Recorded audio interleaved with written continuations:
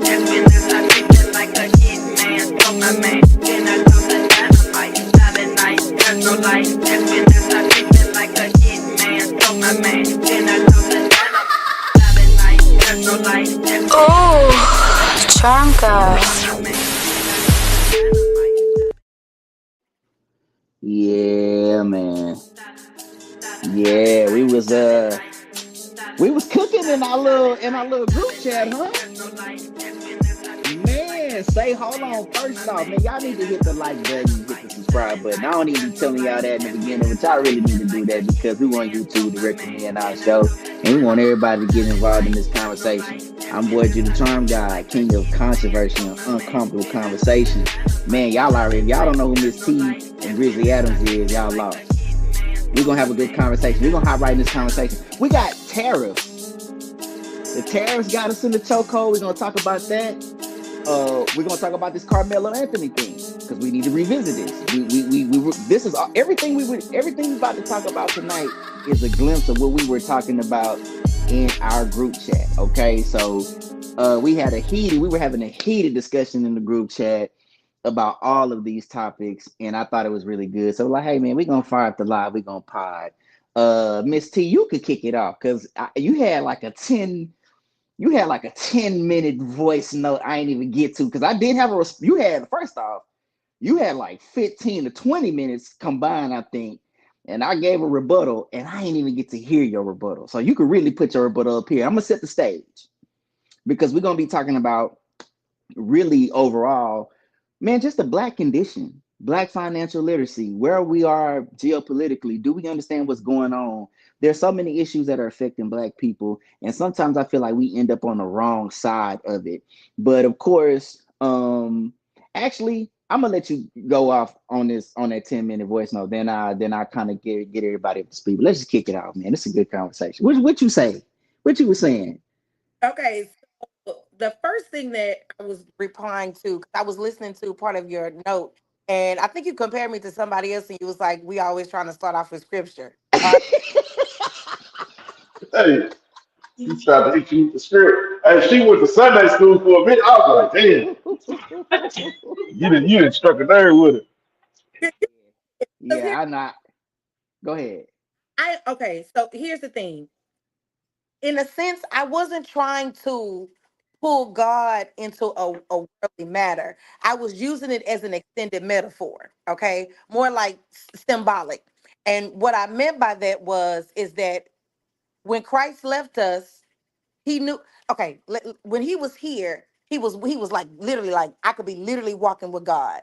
So anything that needed to be fixed or handled, I'm not saying that he acted like a magician, but he handled it, and he did that the entire time he walked the earth.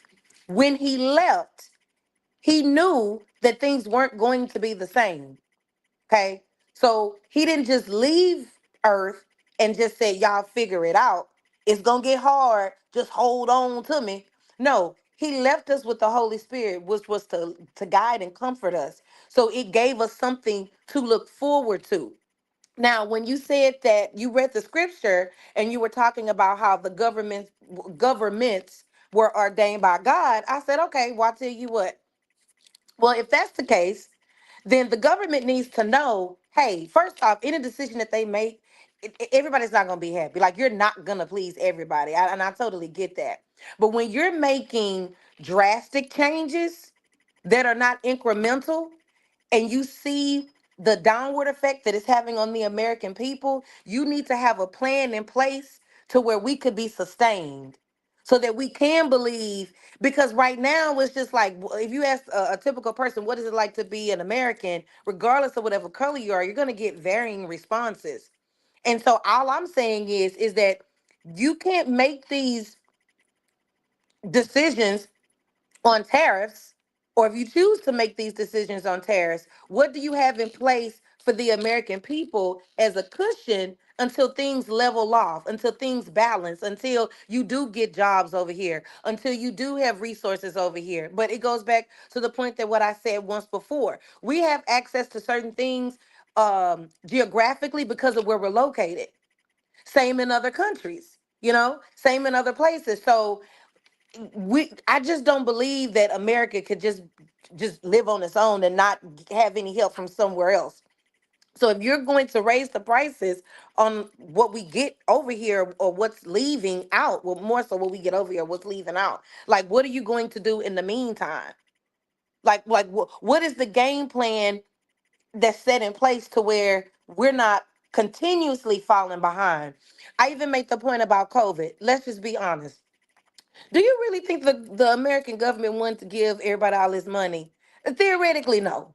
I don't think they did. But I think it got to a point to where they realized, hey, wait a minute. We need to do something. It's not gonna be an end. We're not gonna continuously do it. It's not an end all be all, but we need to get something to where the American people as a whole are not further behind. And so they had to they were at a point where their backs were against the wall. So they gave the money. Okay. And another thing that I said on there was um, people didn't change their political party, but they changed their vote because people that look like us and people that didn't look like us were starting to suffer. And we all know that that's usually when things begin to change. So they had to do something to soften the blow. So what is any difference now? I mean, because that was they may have been talking about tariffs for many years under many different presidencies. I get it. But now it finally happened and it's very abrupt. But there's nothing in place for us right now. But what like suffering do you think we're is happening? Like what tell me what type of suffering do you think the American population is going through right now? Uh, well, the main complaint: food, gas. Think about the things in which, let's say, appliances that we have that we've bought that were not made in America. So let's say we need to get it fixed. Okay, well, now the part's going to be astronomically high. I'll give you an example. I think my parents' hot water heater went out, so they had to buy another one, and they literally were trying to charge my parents like almost close to $5,000 to put in a hot water heater. But they need hot water. Now this is not a trip they were trying to plan. Water is a necessity. We all know that, and hot water too. But close to $5,000 to install a hot water heater. Like we're talking about major increases. So that's something that's a necessity. So when you have necessities going up astronomically high and people are barely trying to make paying their bills and surviving, that is a big crunch. I mean, I feel like that just adds to it. So are we as American people, and let's really talk black people, because I think we're all Americans are suffering, but I definitely think it's going to be an issue for black people because financially we are just there's a disparity there between us and every other group. But what are we willing to do to get into the gap? Meaning that are we willing to change how we live to get an increase financially? I mean, because I like when you said in the group that we are in survival mode. I don't think we're in survival mode. I think that comfort is what is at stake for us. Because when you talk about survival mode, right? You're talking about maybe not even being able to go to the grocery store every week. You're talking about food rationing. You look at other groups, third world countries, where they don't even have access to water. That's real survival mode. I think when we're talking about survival mode, I think we're talking about maintaining what we have. Listen, I don't want to see the price increase that we could very well see or that we're starting to see right now, but I understand why tariffs are being used. I get it, which is why you have Japanese delegates. Again, like I told you, I met a gentleman who talked about this, flying here tomorrow, as early as tomorrow, to really figure out what can we do to get these to get some extension on tariffs and not have them at all. I mean, at the end of the day, the tariffs are about China. Let's just be honest. Like at the end of the day, using tariffs is about putting some type of disciplinary action on China. I know that's what it is. That's why they're fighting back the most. And so are we willing to be uncomfortable right now to prevent a catastrophe in the future with them? Look, I think we need to bring manufacturing jobs here. We need to bring manufacturing jobs back here.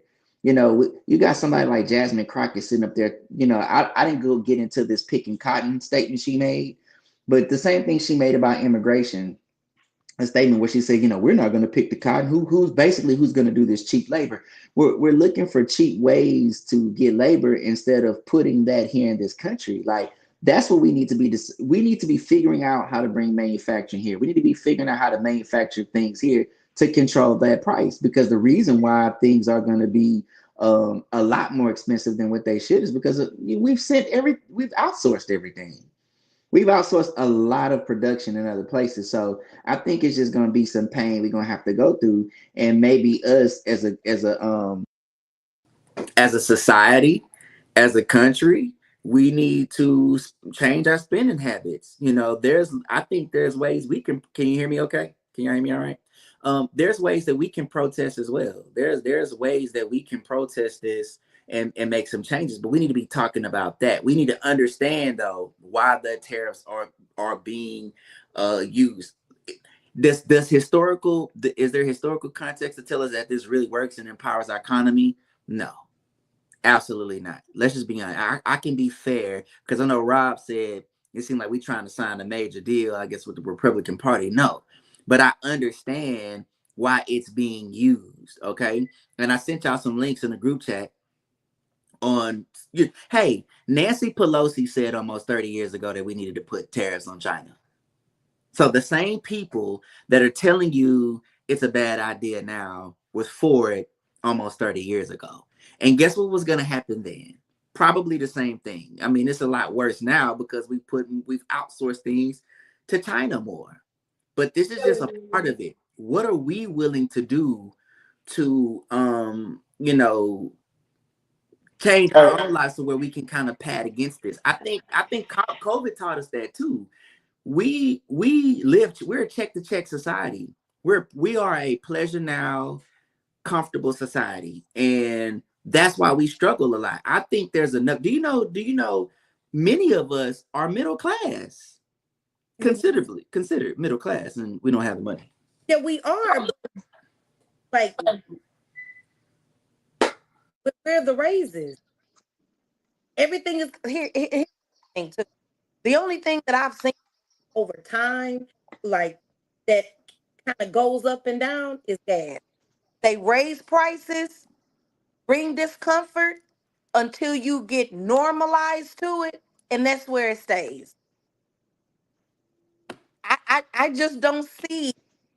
I uh, okay, is it better for the United States to have jobs sourced here? Yeah, but I don't see in the grand scheme of things that prices are gonna be lowered. The American economy is gonna be booming. People are now gonna start getting paid what they're worth. Like, if things keep going up, you can open up as many jobs as you want to. But if things keep going up and people aren't getting raises to level that off, it's like a hamster running in that little wheel that they do. It's just going round and round and round and round. And it's definitely not us. I mean, eventually they're gonna have to make a change. I mean, you got to understand. John Hope Bryant talked about this. Washington will eventually pivot towards what the people want because they need us to buy stuff. I mean, the economy has to continue to grow. They'll make changes. I mean, wait till people just stop buying things and move in with each other and sell off stuff. Trust me, they'll make the changes they need to when people stop making money. And that's the conversation we need to be having. It's like, okay, we talked about this earlier when we talked about black people and what we don't have and all this white control. Why are black people, we have made it through everything. There's a story about during the Great Depression about how we kept Cadillac alive because the thing is, black people couldn't put their monies in banks, so they saved the money. They had money that they had access to. So when the banks crashed, guess who had money? Black people, so they could go buy Cadillacs. Where is that? Where has that gone for us? Why are we not putting our monies together when we see how much money we've spent? Again, I said this last show in the hair care industry, just consumer what 1.4 trillion dollars in consumption. Why have we not utilized that? Maybe make some affordable housing. Why are we not going back to the inner city communities where the houses are cheaper and live there? Like we're gonna, you can't have it all. We're gonna have to pick a struggle and go attack that and make some maneuver. I would like to see black people do that actually. I think that might be the smart move. These housing prices are ridiculous. And even in the inner city, they're going to be ridiculous. But I'm sure a lot of us, income wise, could go get these 180, 190,000, maybe $200,000 homes in the inner city and go back and have mixed income communities. I don't think it's the end of the world, is what I'm saying. I think we're paying attention to the news. Things are already high. Inflation is up. I definitely think this is a rebound from COVID. This is a rebound from COVID. That's what this is. This is what this has been. Things have been high for quite some time. I just don't think it's the end of the world. The man came in and said that that's what he was gonna do, and that's what he's doing. I've been able to fact check this. China is having some Do you know their unemployment is ridiculous? What China is, huh? what is their unemployment rate in comparison to? Oh, Astronomical. Like China is having a great deal of issue economically right now. They unemployment is 22% right now, if I'm not mistaken. Yeah, China is going through it. You also have to understand, and this is why I get into it with certain people when they start talking about like socialism and communism and all these other forms of government that is doesn't have this democracy or free enterprise like us. I mean, the corruption is astronomical once you start getting into governments like that. So you're talking about a strong, ridiculously strongly corrupted government. They steal everything. It's hard to litigate against them. It's just, even the people that do business there don't want to do business. So we really should encourage all those companies that have been doing business there that have some, because that was the whole TikTok thing. Like TikTok, the shutdown on TikTok was you have to still abide by your government's law. If you're going to make a lot of money here, but if they want to look at all your documentation of who you have tapped in to uh TikTok, you got to give it up. Well, imagine if TikTok just said, you know what, screw this, we're going to take our company to America. Like that's what we want. We really want that. We really want these companies that are having issues in China to come here. Just bring the manufacturing here. They could totally do it. But we knew that the tariffs were going to cost us, and we don't like it. Americans don't like it. We like things cheap, which is why we're in this problem. We like things cheap. Free enterprise capitalism is saying, "Hey, get it cheaper, make more, let's get rich." And that has become a problem. So, in anything that you do when you're trying to correct a problem, is going to be painful, and that's what we're going through right now. So, we're gonna listen. Is this going on for long term? Is it good? I don't know. I honestly don't know. I think, being a little short sighted, I see why it's being used. In the long term, can we handle paying astronomical prices on things? And, the way the economy is going, the jobs going, and the living is going, can we do it? No. But I definitely think that we also have to look at it like this too. We can't be afraid to make changes in the middle class. We can't be afraid to start living in a different way and using our dollars differently. I think we have to think about that. you want? Do you want to move back to South Park? Say it again. Do you want to move back to South Park? Yeah, I'll move back to South Park. You would move back there today. I will move back to South Park today. Give me, and in fact, I am actively, as you know this personally, I am in the market for a house. And I have thought, because I want to get involved in politics in some way. And I do want to be involved in our community. So I have thought about, yes, moving back to South Park. Like I would like in some way, uh-oh, uh-oh. Yeah. Hey, Tracy. Yeah. Yeah. We came to cook. First off, man, shout out to my man Real from Brothers Talking Shit podcast. Because as y'all know, I don't just do the trauma, I will do the Brothers Talking Shit podcast. It's also my mainstay. Real, did have you heard what we've been talking about so far? I literally just chimed in, man. I ain't want to be on here eating dinner. So Okay, like, we yeah. talking tariffs, we talking black Okay. financial literacy. Yeah. So the question for me, Real, you've been to Houston once, but y'all got to come back. So I'm from me and my cousin Tracy. We from Yep. South Park, and that would be the equivalent to Cherry Hill. All Okay. right. So Yep. she asked me what I, and by the way, for those that don't know, you know what I'm saying, Baltimore, I hope I'm saying it right, Baltimore, Cherry Hill's a Yeah. hood. She asked me would I move back to South Park because we're talking about economically things that black people could do that would empower us. And I'm saying, yeah, I would because these areas are already being gentrified. Like South Hmm. Park is being, and I'm sure this could be going on in Baltimore too. It's being gentrified. The prices are going to go up. They're coming in, putting up all these crazy new housing complexes. They're going to take it back. So Yep. black people should be the first people to say, we're going to go get this. We're going to go back and take our neighborhood back. But we don't even want to stay around us. We don't even want to stay with other black people. Obviously, because when we were growing up, we know that was just a rough part of the neighborhood, poverty, this, that, and the third. But when you ask me would I go back, I'm considering it. Like as I'm in the market right now for a house, I'm considering it. I would love to own many homes in South Park if I could. You know what I'm saying? Sunnyside, all that. Third Ward is kind of out of grasp because that's expensive. You know what I'm saying? It's already gotten, once a place has been fully gentrified, you ain't getting in there like that. So yes, I'm very interested in. And by the way, white people are going to South Park and Sunnyside already. They Yeah, getting houses. in sprinkles, they are. So okay, when you look at the heights, when you look at I'll take it to something that people may know even like nationally, the brownstones in Harlem.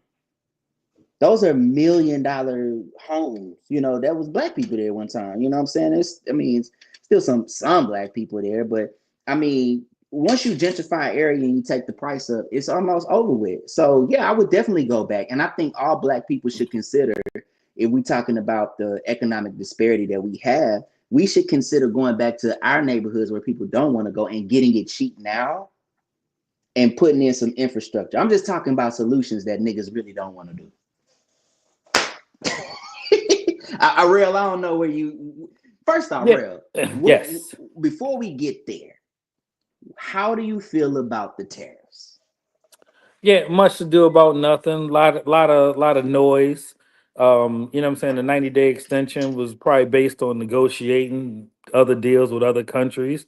Um, just deals, man. Like everybody is quick. I saw them going crazy yesterday, buying up all the iPhones because they thought like they scare you and they say, well, the iPhone is gonna be $3,000 the next one that comes out. And you're like, all right, right? Like then you really don't want nobody to buy an iPhone if you want it to be $3,000. And if somebody does buy an iPhone for $3,000, guess what? They can afford an iPhone for $3,000. The price been going up the whole time. They ain't stopped selling it. It's still 54% of the market. So, you know what I'm saying? So, just it much to do about nothing. I have no fear about it. The tariffs changed nothing in my life, and I would argue that anybody who's really arguing about it hasn't changed much in their life either.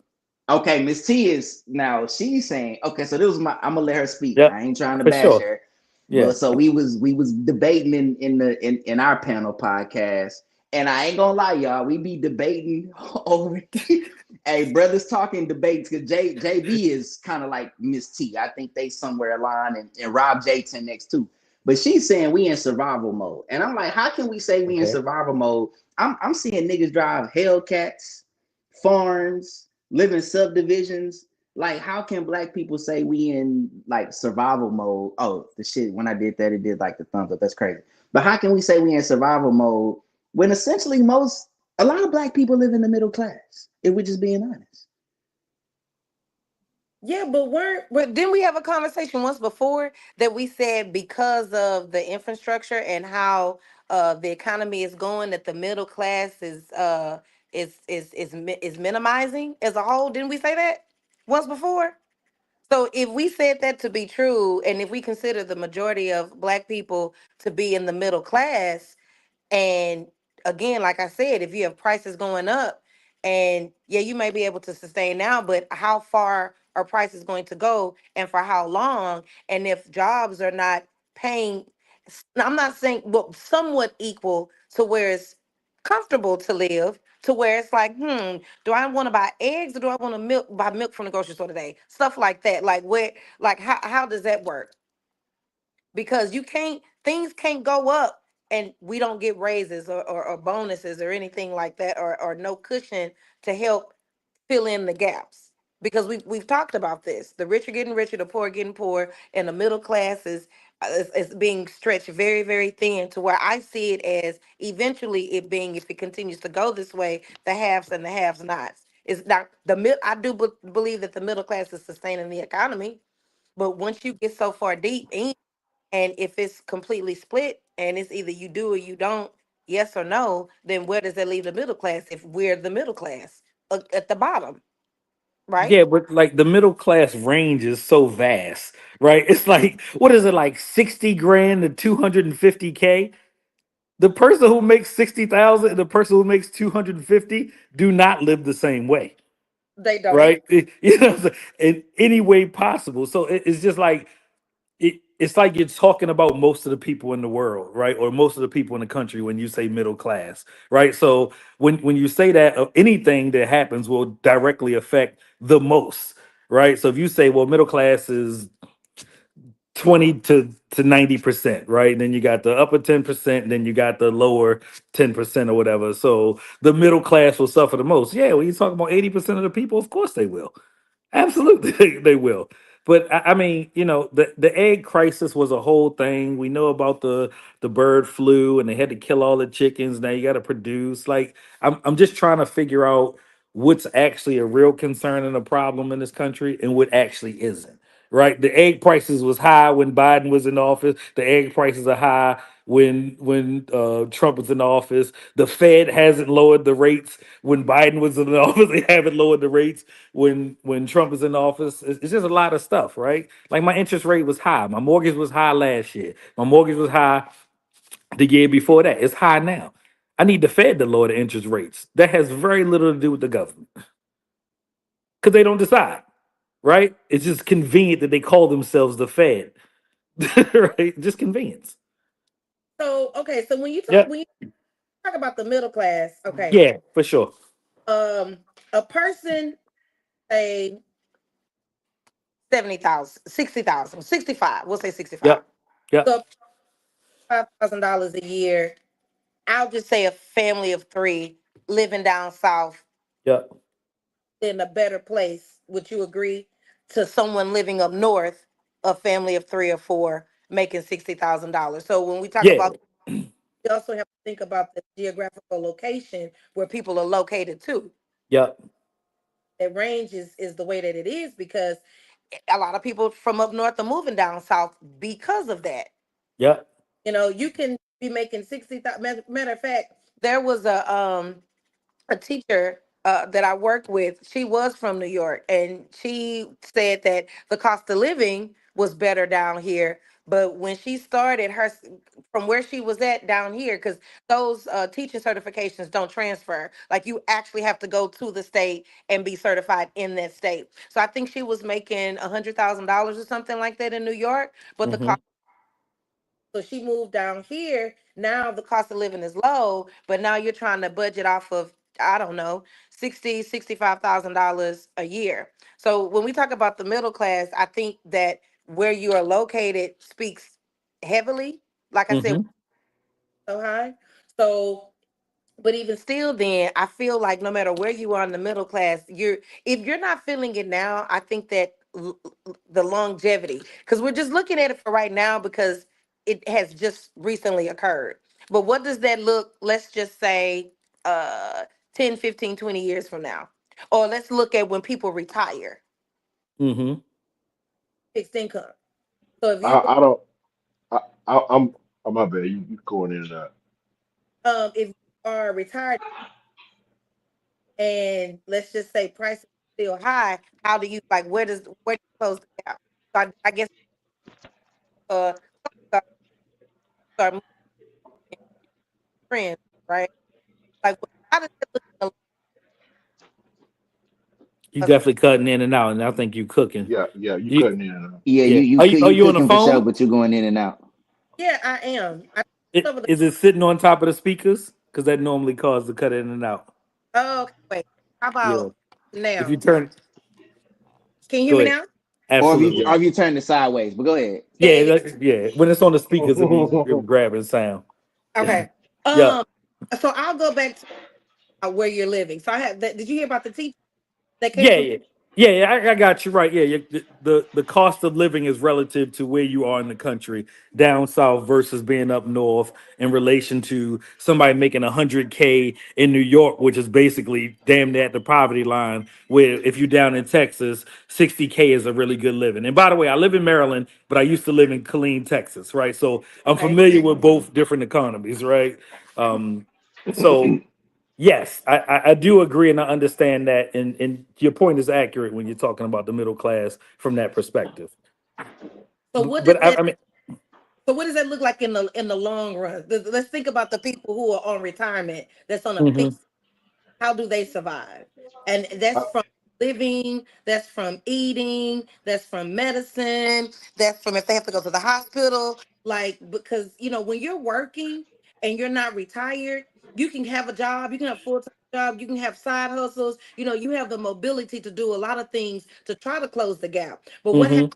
You're physically able to close that anymore. Where do how do the ends meet if this continues to go over an elongated period of time? What does that look like Yeah, for the you're going to definitely struggle if you don't plan for retirement, right? Like, I'll be 45 this year, and I'm not even thinking about retirement in the sense of that. I'm still building a legacy, right? And so let's talk about all of us at our big age now. Like, what are you going to do to ensure that you start living comfortably at 65, 70, 75, 80, Lord willing, right? You know what I'm saying? But you can't leave it in the hands of the government and say, I bet on my 401k, and you watch the stock market every time there's a change that happen, right? Like, and that's what people do. And they're like, I lost so much money. You only lose when you sell, right? You didn't lose anything. So if it goes down 1,000 points yesterday and it goes up 1,000 points, you know what I'm saying, today, net, you lost nothing. You just can't watch it like that. It's like watching paint dry, right? So I don't subscribe to all the fear that's inherently put out Mhm. there on any side of the Yeah, yeah. argument. I think I think you said it just started, but I don't think it just started. I believe in 2023 they did the inflation tool from 1981. If the hourly pay had risen with inflation since 1981, I think they said the minimum wage would be $60 an hour. So I think this has been going on. I Hmm. think since 2022, 2021, 2022, this inflation on everything, whether it be food, gas, eggs, you know what I'm saying, in particular, has risen. I think the tariff talk is more, because especially in our community, like I always tell Drew, like Trump didn't when the media presented Trump for what they presented him as, they just gave us an opponent, right? We didn't get more politically savvy. He's just somebody we can go against. He's like LeBron. Like how people hate LeBron, don't want to see LeBron win. How the Mexicans used to cheer against Floyd. We tune in just to see him lose, but he never lose. That's how Trump is to black people now. Like so, anything he does, it's like, oh, he's gonna take away this. He's gonna do this. So with the tariffs, I'm getting tagged. I'm getting tagged a lot less, by the way. When we had this conversation, I was getting tagged every day. Trump did this, Trump did that. Every time it was a lie. So when we get to the tariffs, I'm gonna be honest with you. I pay attention to it like once a week. I'm like, dog, there's no reason for me to look into it every step of the way because I know better. I know this is not something. I know he's not gonna write something and do something on Tuesday and Thursday. I'm gonna go to unlock my front door. They're gonna say you owe $4,500 for rent. Pay it, are you out of there? I think we gotta just kind of let this be what it is. I think he is putting the ultimate flex on everybody as he should though, because if he does it, we're gonna you might be dead and gone, but your kids, grandkids, your grandkids, and their kids might be cooked. So he has to do this. China is gonna fold, bro. They're gonna fold because they have no choice. Man, Because again, like a their unemployment napkin. is like 22% right now.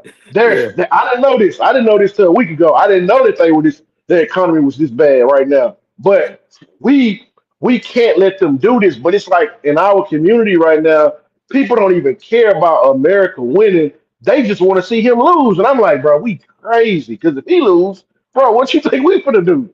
It's crazy, but I don't know. The fear just don't get to me every day. Let the tariff situation play out how it's gonna play out. Everybody voted. 75 countries already did because they know the world goes as this economy goes in America. We run it. So why would you let China Right. uphold us? You feel me? Yeah, that's exactly what I be saying in our group thread. And I'm like, yo, you don't realize that we're like 25% of all of China's GDP. What are y'all talking about? Right? The next one is 8.9%, and that's Hong Kong, which is really China. And they just be moving stuff to China, to Hong Kong, to send to the United States. Right. So just connect the dots. And that's why, like, oh, war with China. There is no war with China. Knock it off. What do you think is going to happen? Right? Like, what do y'all think they're going to do? Right? Or like when I tell people, like, you do realize that Alaska and Russia are like 13 miles apart. Right? Like, we can get this in. It's super simple. Right? There's like a river that literally, you know what I'm saying? It's not that big of a deal in, North Korea. And I said it's the size of Pennsylvania. Nobody is worried about Pennsylvania taking over the United States. If that came across the TV, no one would be scared. They just it's just nothing. I don't care about ICBM. I don't care about anything that they say. You're just not gonna get me with the fear. I don't have time for it. And this is why I've been saying, like, I think for black people, right? I think for black people, hold on, let me get this other. We gotta get you some new earbuds, bro. I Man, swear to hey, God, I'm bro, you sending you know what? some. I'm a I swear to I'm a God, I'm person. about to send something to the house. I swear. Hey boy, you better get these $30 J Labs I got, boy. They Hey, man, I'm about to make. Hey, I know the audience out there laughing at me, but look, this is what I'm saying about black people. Like, we have to be informed when we have these conversations. That's why I think what we do on Brothers Talking, what we do here on the Charm Hour is important because a lot of what we bringing up, black people don't know. If you get into a conversation with us, we're not talking these numbers. We're relying on everything that the news has told us about a situation, Mm. which I want to segue into this Carmelo Anthony thing. We hadn't got to talk Mm. about this yet on Brothers Talking, and I think we'll have enough information to talk about this again there. But I just don't really know what's happening, but I do see this racial divide starting to just go down between it's black and white. It's a black and white situation. Outside of here's my question. I'm gonna be that guy on the pod tonight. Why you got a knife, bro? I'm just saying, like, the knife is a question mark with me with this kid. I understand that he was probably sitting somewhere he was invited. These guys being known bullies, that could all be true. This fight happens, but why do you have a knife in a facility where it's track and field? Like, how did he get in with this knife? And how does this become a part of the issue? I gave this analogy. I'm gonna let y'all go. I gave this analogy earlier in our group thread, right? It's just like if you were to walk into a space and see old lady bent over getting pounded, doggy style. If you shoot that guy, no matter how egregious this act is, you're going to jail. You've committed a crime. You can say what you want, you call it heat of passion, whatever the case may be, but a crime has happened.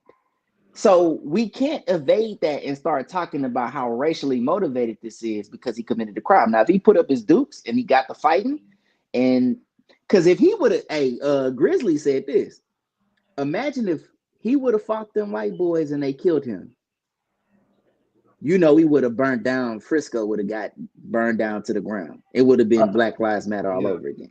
I think that's a crazy scenario about the your wife getting pounded. That's a crazy scenario. But I think I think I think I think two things, right? I'm not gonna not have empathy for that white kid dying. Somebody died, right? That's tough. You feel me? A kid died. I'm also not gonna throw the black boy away and throw him in a trash can and be like, "Oh, you're a killer. You go life in prison." I'm not gonna do it, so I'm not gonna overreact for one. But I will say this though. I will say this. It's just something to be said. My dad used to say it all the time about like being in certain situations, like certain situations of life and death. You got to know when to say when. I just think that when we get it, if bro was straight into the situation you brought up about walking in on your lady or whatever, well, you walking in don't put your life in danger. Somebody maybe jumping you, kicking you, stomping you, a threat of somebody beating you, that kind of puts your life in danger. I don't know why he had the knife. You know what I'm saying? I don't know. I guess we'll get to the bottom of that as things unfold.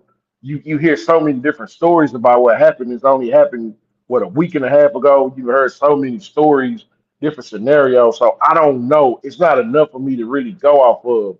But I will say this though. I will say this though. I can see it probably being on some manslaughter because I doubt if they just let him walk on it. You feel what I'm saying? And I know if the people who gonna defend them have it their way, they probably won't take it to trial. But I can see it being some manslaughter. I just think it's an unfortunate situation. It was a split second situation. And man, in this era, in our era, I'd have been in some situations and it was tough. But in this era, it's like the fighting and squaring up, man, you taking a chance every time you do that because think people are on edge and you never know. And that kid, man, ran into them before and felt the way. It was like if I see them again and they try me, I gotta stand up in a different manner. Ain't nothing more dangerous than your ego in a situation like that because you feel like, man, I can't let them do me, but I just don't have enough information, dog, to just say what needs to be done. You know what I mean? I think the bigger question is, and I've said this before, yeah, why did he have the knife? But the bigger question is, how was he able to get into a facility where you have people coming from many different places into one arena, a track event, and what, like, they don't check bags, like there are no metal detectors, so would you just go in and walk in? I'm not saying, and I'm not saying that to take any heat off of the young gentleman, but the question becomes, what does the security look like? Like, what security measures do you have in place to? I was just at a track meet last week. Nobody patted me down. And see, but if I were to go buy a ticket to a concert at NRG, they're going to check my bag. Why? Because you have so many people coming from so many different places, whether they're Houstonians or coming people from out of town. And Hmm. there was a concert I had gone to a couple of years back, and my purse that I had was like, it wasn't a clutch, it was a crossbody, and crossbodies are not that big to me. They considered it to be too big. In order for me to get in, I had to have a wristlet, but the wristlet still had to be a particular size. Like the And size of the palm of your hand. yeah, Yeah, yeah. opened it up and checked it. So my point is, whether it's a arena for a concert, whether it is an arena for a sporting event, what security measures do you have in place? Because you shouldn't be able to just walk in. We don't live in that time now to where you should be able to just walk in, Was it especially. an indoor track meet or outdoor? I'm just like I'm, It was outdoors. And you got and to they was think under about a it too, tent, though. right, or something like Yeah, that. yeah. So in Texas, they throw the track meets and the kids be out there all day, and this is during Mm-hmm. school hours. So Mhm. they gotta. It's hot out there. They're gonna put the tent up because you don't want your athletes to get drained. But 9 times out of 10, though, Tracy, they got there before the doors open. So nobody checked them bags because they athletes. You don't check the athletes' bags in situations like that. That's crazy, and they should. But see, this is the problem that I have. And boy, Charm God and I had conflicting viewpoints on this. And here's the thing: when these kids come up to a meet, a lot of these kids are in individual sports organizations, AAU, things of that nature. So when you are in organizations like that, you're meeting people from all over. Okay, you're meeting people from all over, and you go enough. You go to these competitions, you go to these games, you build rapport with these people. So you think. So here it is, y'all come, y'all meet together, and it's like, hey, how you doing? Hey, why don't you come over here? Not thinking anything of it. Maybe the boy had a knife in his bag because he don't like eating apples with his teeth. He wants to peel the skin. I don't know why the boy had a knife. But if he was invited, if what the story is true, told is true, and he was invited to sit under a tent, he did no violate that he didn't do anything wrong. Now, to Charmgar's point, was it wise? I don't know. I wasn't there. I don't know if he's had a run-in with these two boys before. I don't know if this was their first incident. All I know is what I read was he was invited to sit over there underneath that tent, but I don't think he went to the school. I think it was the tent of the school that where those kids were sitting. And then events happened and the quote unquote the boys walked up. And also from what I've seen and from what I've read, that they were, and again, I will go back and say, look, as a parent losing a child, whether it's to something innocent, whether it's to gang violence, that's still disheartening to lose a child like you, that is your child, right? But putting the pin in, however, comma, I read that the kids were bullies. Okay. Well, in education, I know what bullying looks like. You know, it puts people in a very critical, hostile environment. And from what my understanding is, the school knew them the school knew them as bullies, which leads me to believe, allegedly, that maybe those boys had run-ins with other kids. Okay, so if I'm sitting somewhere where I was invited, and some people come up and they like, hey, we want you to move.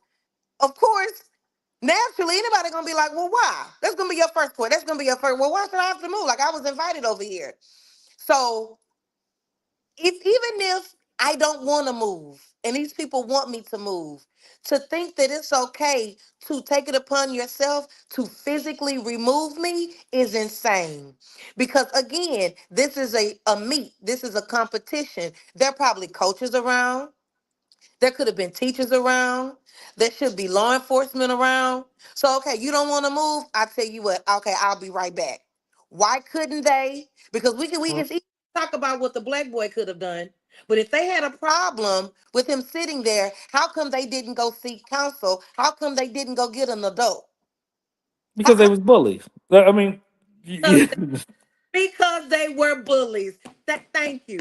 Because they were bullies. And I also made a point, my degrees in psychology. I also made a point just from looking at their profile. Now again, I don't know those kids personally, but as the thing with twins is twins can have a codependency relationship to where they feed off of each other. And these weren't little skinny, little scrawny kids either. These were athletes, you know, like cornbread fed. Like these boys were big, they were tall. You saw how tall they were sitting next to their mother when they had it on the news.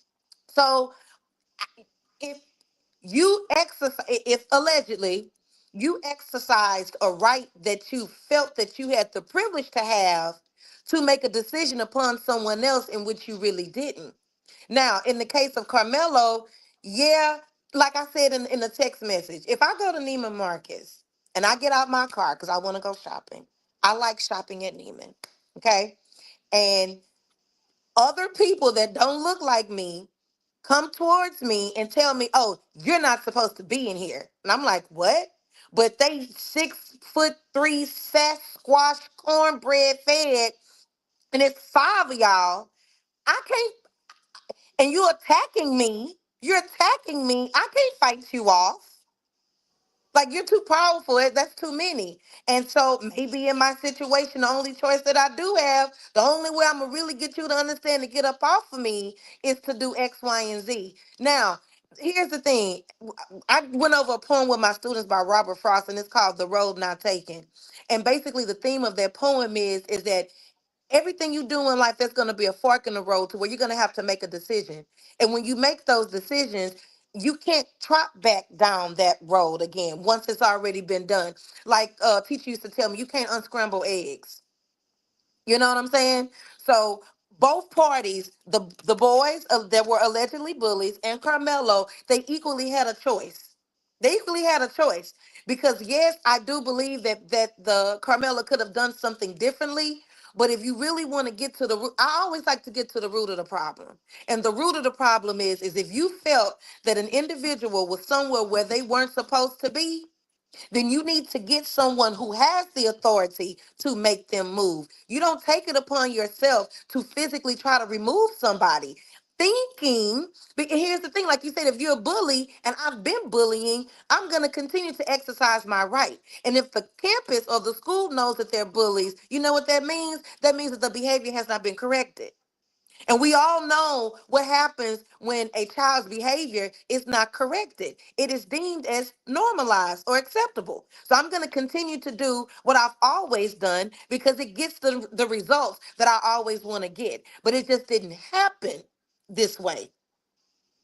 So can I say that the black boy was wrong? I really can't say because for one, I don't know if they had prior run-ins. I don't know why he had the knife. But what I can honestly say, you can have an issue with me all day long, but when you get to the point where you feel like you got to reach out and touch me, that can constitute a problem for anybody of any race, young and old, black or white. And I'm not surprised that this has turned into a racial divide. We live in a racist society. Okay, let me ask you a question. Yes. We're in Me. court. Yeah, yeah, we're in court now. Okay. And I have a question as a lawyer. During my cross examination, Okay. could he have walked away? Possibly. And that's where it's gonna get sticky. Right. I agree. But here, Can you this is what I don't want. I don't want to see black people turning this into some he's an angel. Look at where he's from. Look at all the great we under look. I don't think he's a bad kid from what I'm seeing. And the more that comes out, it looks like he's comes from a great neighborhood. It looks like he has both his parents at home. We know white people gonna take the opportunity to be racist when they get a chance. We live in Texas. If Is you that a ain't real need, picture with him with the gun? I don't know. I ain't see that. I Oh don't yeah, know. oh yeah, definitely. You know that's the one they put up, right? Oh, okay. Come on, yo, prone to violence, right? You know what I'm saying? Yeah, Like, yeah, yeah. yeah, They gon' do yeah, that. Like like we you got already look. know. If you ain't in Houston, if you ain't probably in the inner parts of Dallas, San Antonio, Austin, once you get outside of that, you in Confederate zone. So it's we already kind of know what white people think of us, which is why when we live down south. No, it's not fair. Life ain't fair, but we got to prepare our kids for the interaction of dealing with white people and the court system. And maybe he was in a fucked up situation. I can't say that he wasn't. But what that court finna do to him, what that prosecution finna do to him, what that jury finna do to him, they gonna look at all the imagery of him. Like I ain't see him with the gun. I don't know much about him. And I've told y'all about this hip hop culture. I told y'all about this black culture because when they get attached to us, they gonna use it every chance they get. I told y'all it's fucked up. So he might have been like Ja Morant. I'm just flashing the gun because I want to be cool. And now we just gonna say he's a violent ass nigga. But at the end of the day, if he could have walked away, if he could have just gotten up and left that situation, and or just fought as best he could, because he would have been better off fighting and him being, you know, ultimately meeting a demise versus him actually committing the act of violence. Because at this point, there's nothing we can like. We can't save him from the fact that he did commit a crime. Like that's just what it is. So I just want to tell black people, this ain't it. This ain't George Floyd. This ain't something that we need to be trying to say, yo, it's so unfair. Like, listen, we already knew that. But he's in a situation that he could have walked away from. He's in a situation he could have ran away from. He chose to take out his knife, get to his knife, and stab this kid. That young man is going to go to jail, and rightfully so. They going second degree him all day, and I like Grizzly said anything manslaughter. I seriously doubt it, man. Like, a lot of stuff been going. The GoFundMe was they had it at 100K. It got to like a 138 or 165. They moved it up to 200K. Then they closed it out for his legal defense. Like, which one is it?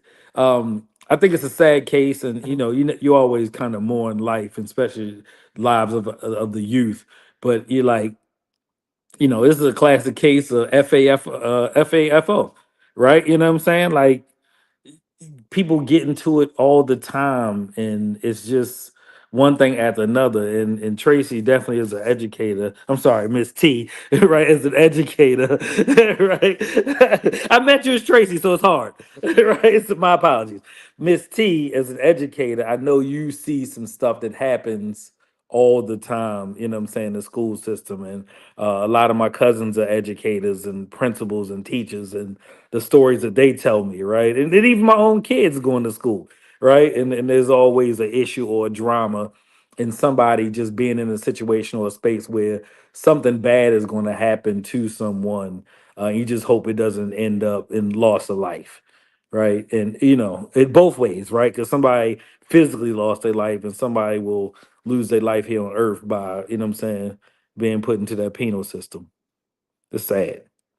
It is.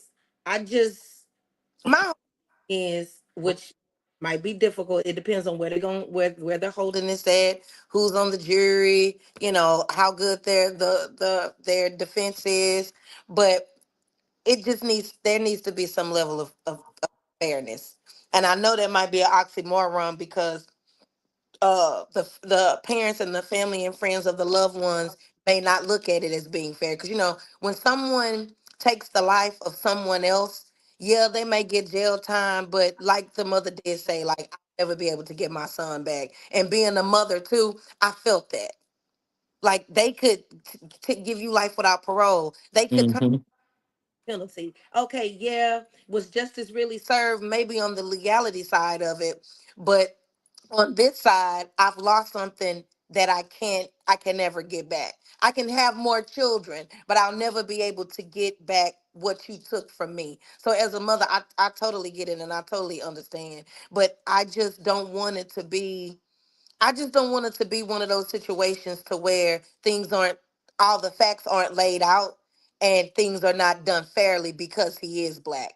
And I think I said that last time. I said I feel like that's really black people are trying to say, but of course, we have a very difficult time articulating our ideas effectively.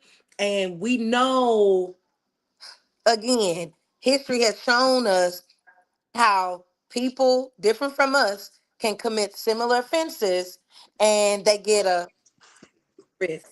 You know what I'm We gonna say that when we got drill music out here. what is what? How can we say we want people to look at us differently? And in the last 5 years, probably 100 rappers have died. Okay. See, people perceive us from the culture we export. That's why I said the greatest export Hmm. we have is black culture. Well, look at it. It's hoes and niggas that kill each other. So if I was looking, I perceive black women as sexy red, and I perceive um niggas as rappers who kill each other. That's what I see. And if they There. got a picture of this guy with a gun, look at again. I don't want to pick on Draco Ja, but it's like it's the same thing. Like, bro, you in the league.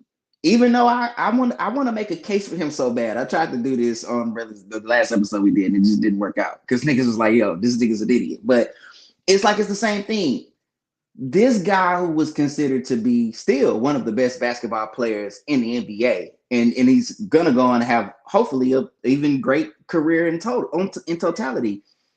He's on Instagram with a gun. He can't even make the gun gesture when he's shooting the ball because we perceive it as being negative. Everything around us is negative. We want the world to see us differently, but we keep exporting this terrible culture. So if they got this kid, I gotta go see because I haven't seen this. If anybody could pull this up and please send it. If they got this kid Carmelo posing with a gun, oh my God, it's the same thing they did with the first kid who was slain and Down in Florida, Travis, Zimmerman. golly, that's crazy that we can't get his We should daggone even know name. his name, dog. Oh, We you we ain't talking need about Trayvon, dude. Trayvon Martin. Trayvon. Yeah, Yeah, same yeah. thing. Grill in his mouth. They trying to they're going to go get what you're They're participating gonna in get the culturally. worst picture you can have. That's why I Yeah, always smile and have my hands like praying. Right? Like that's how all my pictures are. Mm-hmm. Not gonna get me. they're gonna say that you are the worst of the worst. So Hmm. if we want people to perceive us differently, we got to get rid of that culture. I've been saying that, but I'm a coon. They call me a coon, step and fetch for saying this. But they already perceive this melanated kid with dreads. No different than when we see the drill guys, melanated people with dreads, as violent. That's what they see. So look, it's unfortunate.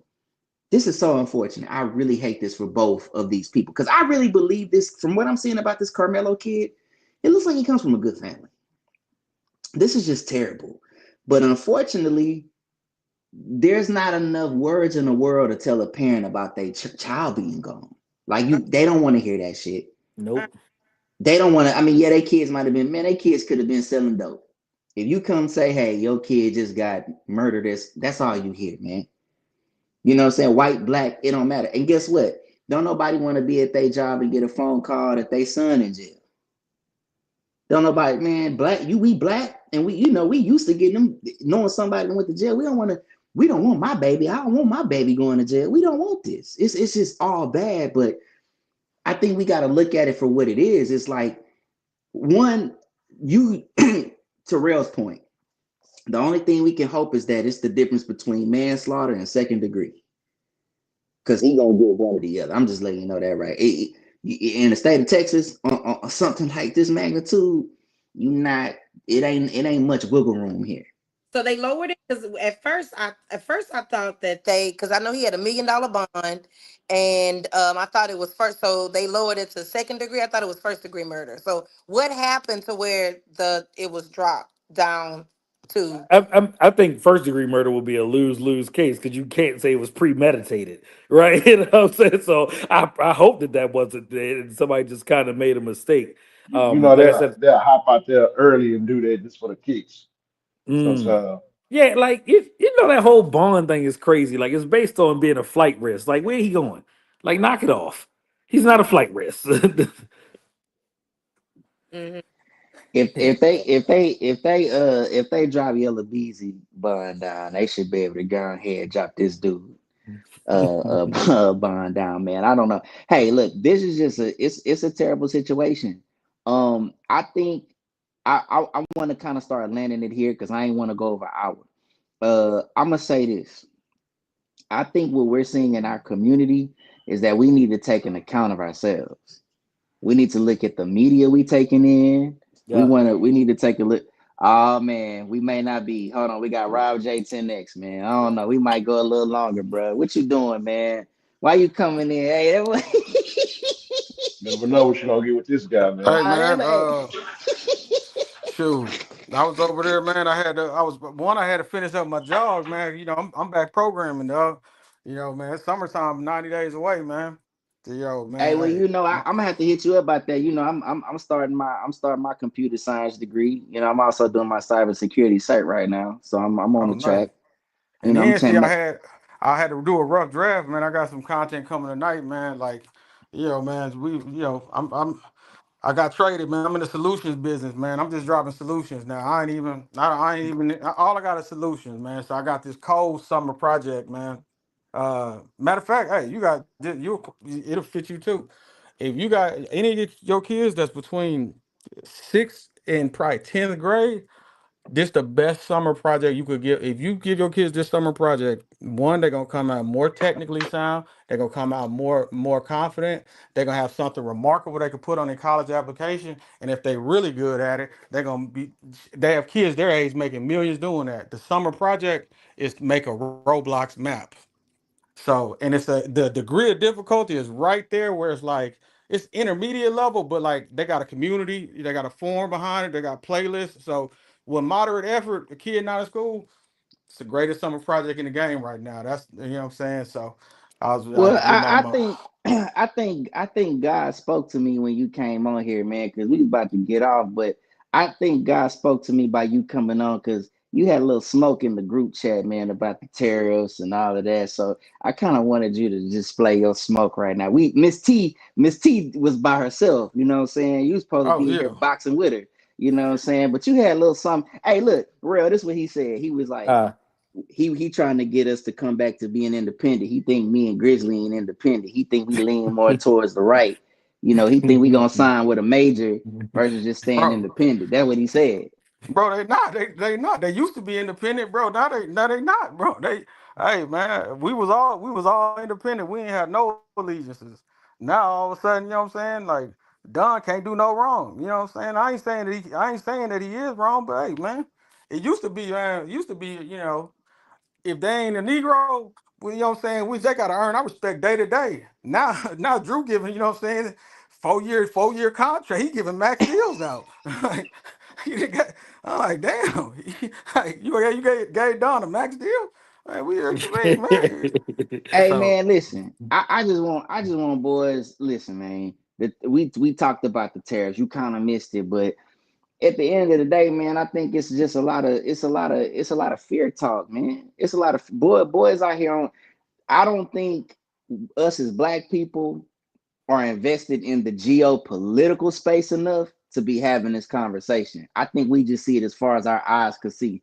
We talking about eggs, we talking about motherfucking wave grease and you know what I'm saying, iPhones. and iPhones and shit. Oh, the iPhone hot. Like that's all we care about, man. We not looking at what's the geopolitical implication of what he's trying to accomplish. And hey bro, you emptied the clip with that geopolitical on us today. Hey, he got the switch on that geopolitical, man. He did he been busting that geopolitical at us all day. And you know what I'm saying? And I ain't gonna lie, my ego had me kind of like not wanting to ask. I'm like, man, let me make sure I know what geopolitical means. Let me see. Geo is like, you know what I'm saying? He emptied the clip on that geo today, man. man, because we gotta look at it like it's bigger than us. It's always gonna be bigger than us. And It I know, always has been juice. Like yes, always, yeah. always. Go ahead, cook real. Yeah, so like I I don't care about who the president is, right? Like I tell everybody now, chat, and I'll say it here. Like I only care about my own interests for me and mine. I'm heavy in the crypto space. The Biden administration was anti-crypto. The Trump administration is pro-crypto. That's where I am right now, right? So just like I said to my cousin Jordan in the chat today, I don't care about none of this stuff. We just got a new SEC, you know what I'm saying, guy today, Paul Atkins, and he pro-crypto. Cool, right?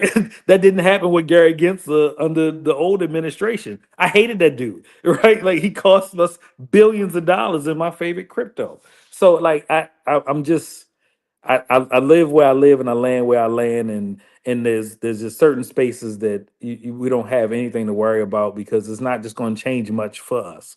It's not, right? I was black when Biden was president, and I'm black now, right? I'm afraid when the police pull up behind me 4 years ago. I'm afraid now. Like it just didn't change much for me, right? I lived in the Hey, great state of Kentucky.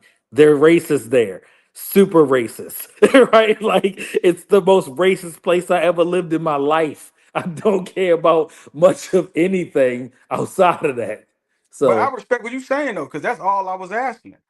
yeah. All I've been asking people in general, like my reason for voting for Kamala was like, well, hey, she got a million loans that they're gonna have for supposedly going to black small business owner. It may not be the greatest thing ever done, but I didn't see $1 million on the other side. So me being selfish as well, I was like, okay, well, in my own self interest, even though I don't necessarily really see much greatness, I think, you know what I'm saying, my self interest is served a little bit higher in this case. If your Hmm. self interest is served, I respect it 100%. That's all I be Yep. asking boys. Like, okay, what did you want out of it? You got what you wanted. Yeah. Yeah.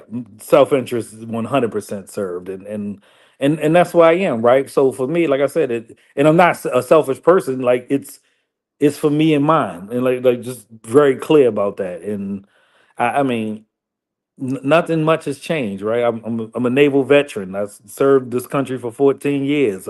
I've seen things that I shouldn't have seen. I've seen things that I've been sworn to secrecy to that I probably won't ever say. Like it just part of it, right? You know what I'm saying? it, it is what it is. Oh, by the way, Rail, I've known Rail shit. It's over 20 years now. He Over was on the 20 years. first ship that I was stationed on. So the very first ship, 2003, that I went aboard, the White D. Eisenhower, I met Rail. So we've been friends over 20 plus years. Yeah, man. That's what's up. Yeah, man. Here's my thing, man. A lot of you liberals keep talking about Kamala and what she was gonna do. I think she ran a terrible campaign. I've been saying this for a long time. I think a lot of what she wanted to do, they just remixed the Sprite. It was kind of shit that they already kind of had for Biden and things that they said they were going to do beforehand. Like a lot of those loans we can get now, like a lot of those loans you can get forgiveness on, you can go apply for those loans and get those loans, or at least you could. Um, I just think she ran a weak campaign. I think overall, a lot of what the liberal party wanted to do, they became extreme leftists, and that scared a lot of the country away. So I feel like for me, someone asked me, am I happy about the vote that I made for Trump? Yeah, he's addressed a lot of what I wanted him to address. But like any relationship is gonna be ups and downs. It ain't perfect. But I still think that I am very much so independent. I think that Black people collectively need to be an agenda-based group. But right now, what's going on with the left? Because Jasmine Crockett can't be it. That can't be the only person. Is that the hope? Is that the hope? Because if that's the hope for the Liberal Party, it's over with. Like I just don't know what are you possibly They're seeking? trying to Like clean. They're trying to clean Gavin Newsom up, and and they're trying to clean up Como in New York. It's a terrible strategy. I mean, like it is like I'm telling you, It's a bro. horrible I'm telling you. strategy. I'm telling you, It's a dog. Ed horrible Pollard. strategy. Ed Pollard is gonna be on the next presidential election as a VP. Like they don't have like they embarrassing us at this point. Then I was watching I think it was like CNN something like that, and this guy he's a Princeton professor. He gonna say this, man. People would rather watch the republic go up in flames than vote for a black woman. And I'm like, see that now that's I don't rock with that, Wrong. man. I don't like Wrong. come stop with that because that's the same, that's the same finger wagging that we've been getting, like because what you're saying is we're so basic and brute, we're not capable of actually not voting for someone outside of gender. That's really a super insult. So like, yeah, they got some bad messaging over there. Yeah, I think their whole play was bad. They knew Biden wasn't fit probably a year and a half prior to. And I asked everybody who voted for Kamala or wanted to or desired to, do they think she would have won the nomination? And then I get a lot of maybe at the joke for 4 years is we didn't see her since the inauguration. Like that was the joke across the entire community. And like in a matter of 2 weeks, she was the greatest thing since sliced bread and was going to be out there ready to run the country. And I was like, she was never going to win. I don't care how much time she had. They could have gave her another 6 months, and she never was going to win. She just wasn't. See, I think what happened was, man, I think Biden didn't like the way they kind of ushered him off.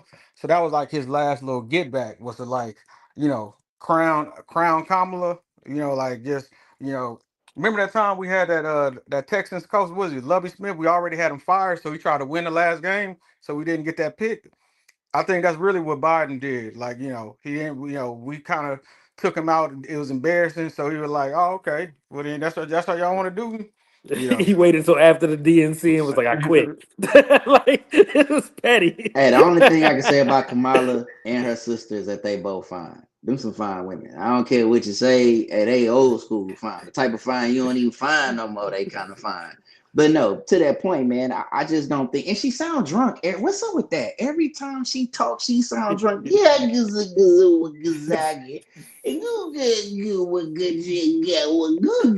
it's like, damn, baby, what you on? She's probably one of the worst. She's like the worst code switcher of all time. Like Dog. her white people voice is so We were trash. just talking about that Yeah, I Sunday mean, too. like, Cause I'm she like, from dang. Oakland. Like, why you don't watch Barack Obama? Like, he's the master. Like you could like just look at him. Her And white people, He but helped her with that debate. what'd He you say? helped her with that debate. That sounded straight like Obama. She was a she he that was definitely him helping her with that debate. Cause she Yeah, I mean, yeah, she's still an accomplished lawyer. I'm pretty sure she know how to, engage and standing on an argument. But her camp, to your point, it was just a trash campaign. And then like the thing that's that add insult to injury though is like they won't like the Democrats. It's almost like now Drake finally just started making music, and now voila, he's back number one on Spotify because he stopped like fighting. He just went back to making music. The Democrats are acting like Drake last year. They won't let it go. They won't just let it go and get back to whatever. So they just keep making it worse. And now it's gonna be like now they got people. A lot of guys probably just left. Originally was like, hey, I'm gonna take a flyer this election, but now you know what I'm saying. Shit, it's gonna be hard for. I mean, I don't think I see. I personally, I see the Oh no. I know I, he was cooking. man, boy, you was cooking, man. Yeah, like Oh, he let's was give you some cooking. time, man. You was cooking. yeah. Hey, bro, that's easy work. Vans 2028. That's easy work. That's a light day at the park, Hey, man. Yeah, we we lost kind you, of Ross. missed. Say it again. Yeah, you got to kind of go back like about 2 minutes. Yeah, Man, yeah. that's easy work, nigga. That shit. That's a light day at the park, nigga. Hey, Shit. I'm gonna say this because to your point, I feel like this about when you say the Democrats how they need to go back to strategy. I think this is when you strategize. Okay, so we think about the New Deal. That's FDR, the New Deal. We think about how he was about the working class, right? Mm, This is when you come and say, "Hey, we see that with these tariffs, we have a need to bring back manufacturing here." That's a Democrat thing, like the working class, the unions. mm, Do that. Come up with a way, get a candidate, get some people. Jasmine Crockett, stop. Look, take off them goddamn lashes and that wig and get out there and go help get some people in the streets and start talking about the working class again. Like, listen, there's in the voters, right? There is a gray space. They're swing voters. Y'all know that, right? A mm. lot of that's going to be in Michigan. A lot of that's going to be in the middle part of the country. Guess what they care about? Going to work. They want jobs. Democrats do that. Lay off of the trans stuff, even though I get that argument. Well, it's only a few percent. Yes, it's 1 to 2% of the country, but they made it 80% of the argument. Peel off of that. Get back to what you did that made the Democrats, everybody, those people that are old school Democrats, be a Democrat. Get back to the look. This is not a lie. Statistically, yes, the economy is better when Democrats are in office. This is a statistical fact. We believe that. I mean, some people say yay, some people say nay. It doesn't matter, whatever. Okay, but most people would agree with that. So lean in on that. What they're doing now, man. Hey, I've already predicted this. It's gonna be 12 years red. I mean, I don't see who are you gonna get because I see Vance. JD Vance gonna be the president. I'm sorry, 2028, he's gonna be the president. Maybe you get a chance after that, but if they don't revitalize this party, man, they screwed. Yeah, Dad said the best one when I had that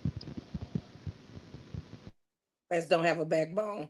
And because they don't have a backbone right now, like the only person that I see that's speaking for us is Jasmine. Like there is nobody else. And then, so if that's the only person that you have speaking right now, and as you said, there's no plan, there's no strategy in place. Um, the Democratic Party needs to do what you said the Black community needs to do. They need to come together and they need to start digging and they need to do some groundwork and they need to like change the infrastructure how they're doing things and then come back out and try it again. Um, so I feel like it's going to take them a while to do that because I feel like they're so far to where I think people have kind of lost hope in them. It's kind of almost like it's an embarrassment. So I don't know what their plan is, but they need to start somewhere, and then I would start somewhere fast. And like you talked about Kamala, it was kind of like a put me in coach kind of deal. Like I do believe had she been groomed properly in the right amount of time, here's the thing. I still don't think she would have won because she's a woman. Mm. I don't think America is ready for a woman. Let's take color out. Okay. Maybe if she was a black man, possibly so. No, hey, but let's put gender in. I don't think women are ready for a woman. 82% of Wow. men voted for Hillary. You know what I'm Wow. saying? So we really want to just really to go off the numbers. So I mean, because the women didn't show up for her. That's who really let her down. And then white women keep fooling y'all because they be telling y'all one thing and then they go behind they closed doors and they be voting for their man. Because over 50% of white women again voted for Donald Trump. They be in front of y'all, yeah, burn the bras, burn the bras. And then they go right into the booth and vote for their man. That's You know what true. I'm saying? I don't think the majority of people are comfortable with women at that type of leadership, but I'll say this. When Hillary ran, I voted for Hillary. I felt as though, listen, if there was one woman I felt that could have did that job, it was Hillary Clinton. I think what stumped Hillary was she was not prepared for a candidate like Trump. Because remember when he came in, he was talking about pulling back the curtain. See, that wasn't about male or Drain female. in the That swamp. was that was, hey, look, all these motherfuckers is fake. All these motherfuckers is fake. I'm gonna prove that they fake. I'm gonna pull back the curtain, and there you go. That's what happened with Trump. I don't think it was anything. Had he not ran a campaign that well, you would have got your first woman president. Yeah, but the problem with the older politicians and even the ones that grooming right now, that they think we want to hear them be politicians. Trump won because he said what a bunch of people felt. Right? like it's super simple. Like he's like, oh, they calling me begging for a deal. And like he's saying that, like that's what I believe. Right? Don't sit here and say, oh, I'm in talks with Vietnam, I'm in talks with Cambodia. No, they calling me begging for a deal. I believe that to be true. I truly do. Y'all not gonna make it without us. No one. World. Like, let me be very clear. Y'all are not going to make it without the United States. It's super simple. I don't understand. It's like economics 101, right? Like we're the biggest consumers on the planet by far. It's not even close. It's not like, well, let's cripple America and see what else everybody else does. No, it just doesn't work. Hey, I want to host the JB versus Real. I'm putting that out right now. I want the JB versus Real because hey, Ducking JB, me. hey, I'm gonna put it in the chat too. Hey, I'm hosting the JB versus Real. We gonna line it up. We gonna take tithe money. We gonna get Marvin Sapp to do the gospel selection. We And lock hey, everybody in. we finna lock everybody in. But look, y'all, I'm gonna wrap this up. This is about as far as I really want to take tonight. Hey, thank you, Real, for coming through. For sure, man. Thank you for Everybody, the invite. I appreciate you, Miss T, Rob, I'm gonna Juice, start. I'm gonna start Grizzly. doing this more too, where like we do Appreciate these it. like improvs, nights, or even on Fridays. I'm gonna put I'm gonna extend it out to brothers talking too, man, so they Yeah. can get on here.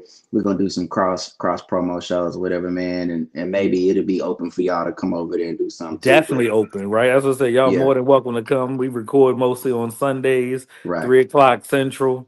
Yeah, yeah. like this. Yeah, come on. We So like the brothers man, Tank Clan over there. oh yeah, hey. I'm Like- about, and as a matter of fact, when I get out here, I'm finna go instigate in the chat. The JB, I got the bid on, y'all verses, man. But hey, man, it's been a great show, man. Y'all already know what it is. Hit that like button, hit the subscribe button. Y'all tuned into the Charm Hour. Peace, love y'all. Oh.